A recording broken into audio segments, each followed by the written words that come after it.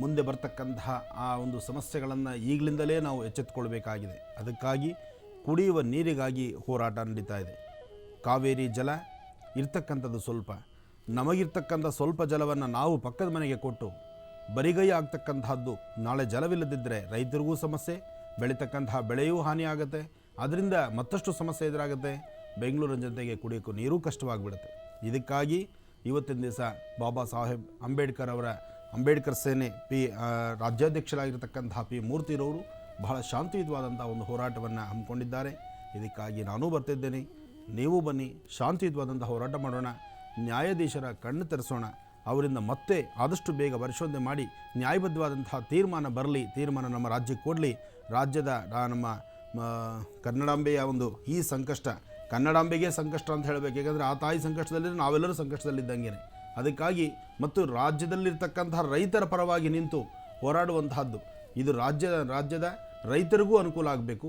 ಎಲ್ಲರಿಗೂ ನೀರಿನ ವ್ಯವಸ್ಥೆ ಇದೆ, ನೀರಿನ ಒಂದು ಅನುಕೂಲ ಆಗಬೇಕಾಗಿದೆ.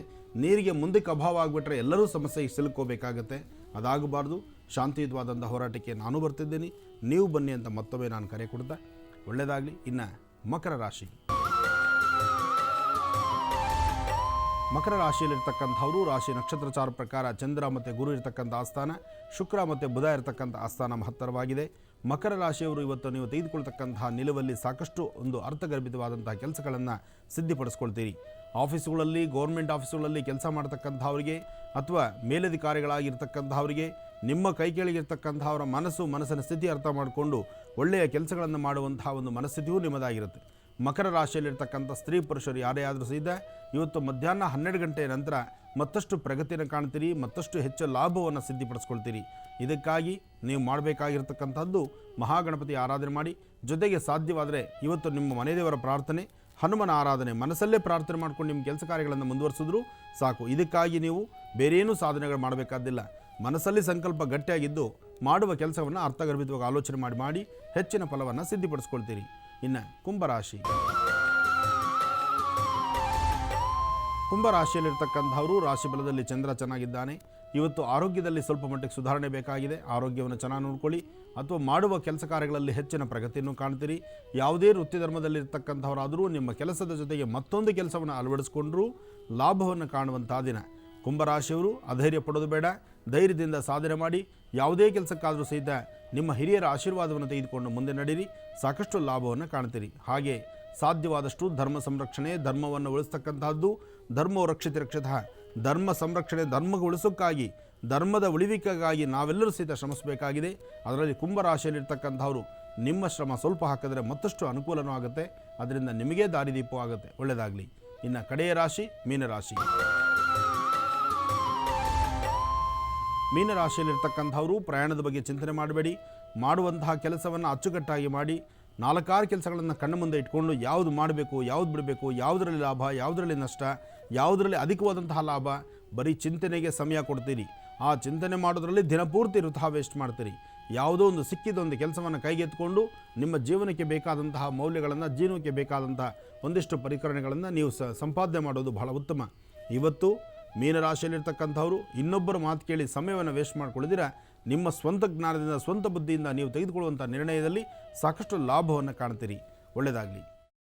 ಕೈಮಾ ಲಿವರ್ ಚಕ್ಕಣ ಮಾಡುವ ವಿಧಾನ: ಒಂದು ಬಾಣಲಿಗೆ ಎಣ್ಣೆ, ಈರುಳ್ಳಿ ಹಾಕಿ ಹುರಿದು ಶುಂಠಿ ಬೆಳ್ಳುಳ್ಳಿ ಪೇಸ್ಟ್, ಅರಿಶಿನ, ಪುದೀನ, ಕೊತ್ತಂಬರಿ ಸೊಪ್ಪು, ಲಿವರ್, ನೀರು, ಬೇಯಿಸಿದ ಕೈಮಾ, ಟೊಮ್ಯಾಟೊ ಪ್ಯೂರಿ, ಗರಂ ಮಸಾಲ, ತುಪ್ಪ ಮುಚ್ಚಳ ಮುಚ್ಚಿ ಬೇಯಿಸಿ. ಈಗ ಕೈಮಾ ಲಿವರ್ ಚಾಕಣ ಸವಿಯಲು ಸಿದ್ಧ. ನಮ್ಮ ಇವತ್ತಿನ ಕಾರ್ಯಕ್ರಮದಲ್ಲಿ GFC ಖ್ಯಾತಿಯ ಕೃಷ್ಣಪ್ಪನವರು ಒಳ್ಳೆ ಚಾಕ್ನವನ್ನ ಮಾಡಿ ಕೊಟ್ಟಿದ್ದಾರೆ. ಹೆಂಗಿದೆ ಅಂತ ಎಲ್ಲ ಹೇಳಕ್ಕಾಗಲ್ಲ, ನೀವು ಮಾಡ್ಕೊಂಡ್ರೆ.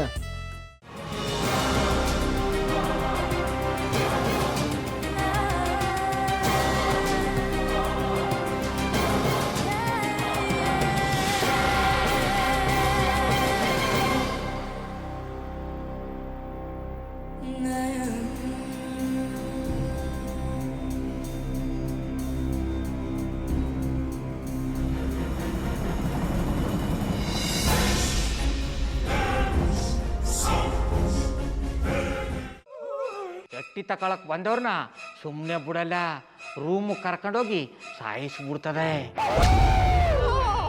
ರೂಮ್ ರೂಮಿಗೆ ಕರ್ಕೊಂಡು ಹೋಗಿ ಯಾಕೆ ಸಾಯಿಸ್ತಾಳೆ?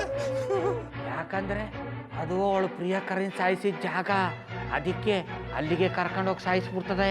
ಈ ಮನೇಲಿ ದೆವ್ವ ಇದೆ ಅಂತ ಭಾಸ್ಕರ್ ಅವ್ರು ನನ್ಗೆ ಹೇಳೇ ಇಲ್ಲ. ಅವ್ರ ಹಟ್ಟಿಲಿ ವಾಸ ಆಗಿದ್ರೆ ತಾನೆ ಹೇಳಕ. ಹಟ್ಟಿಲಿ ವಾಸ ಆಗಿರೋರ್ನ ಯಾನು ಮಾಡಲ್ಲ, ಆದ್ರೆ ಹಟ್ಟಿ ತಕೊಳಕ್ ಬಂದವ್ರನ್ನ ಅದು ಸುಮ್ಮನೆ ಬಿಡಲ್ಲ ಬಿಡಲ್ಲ ಬಿಡಲ್ಲ. ಇದನ್ನೆಲ್ಲ ಹೇಳ್ತಿದ್ಯಲ್ಲ, ನೀ ಯಾರು? ನಾನು ಈ ಹಟ್ಟಿ ವಾಚ್ಮ್ಯಾನು. ನಾನು ಅರ್ಜೆಂಟಾಗಿ ರಾಮನಗರ ಹೋಗ್ಬೇಕು. ನೀನು ವೆಹಿಕಲ್ ಕಳಿಸ್ತೀಯಾ? ಅಷ್ಟೇ ತಾನೇ? ಎಷ್ಟು ಗಂಟೆಗೆ ಅಂತ ಹೇಳಿ ಕಳಿಸ್ತೀನಿ. ಮೊನ್ನೆ ಯಾರೊಬ್ರನ್ನ ಕಳಿಸಿದ್ಯಲ್ಲ, ಅವನೇ ಕಳಿಸು, ಚೆನ್ನಾಗಿ ಓಡಿಸ್ತಾನೆ ಅವನು. ಮೊನ್ನೆನಾ? ಹಾ, ಶಿವು ಇರಬೇಕು. ಹಾ, ಅವನೇ. ಅಯ್ಯೋ, ಅವ್ನು ನಿನ್ನೆಯಿಂದ ಕೆಲಸಕ್ಕೆ ಬಂದಿಲ್ಲ. ಫೋನ್ ಮಾಡಿದ್ರೆ ರಿಸೀವ್ ಮಾಡ್ತಿಲ್ಲ.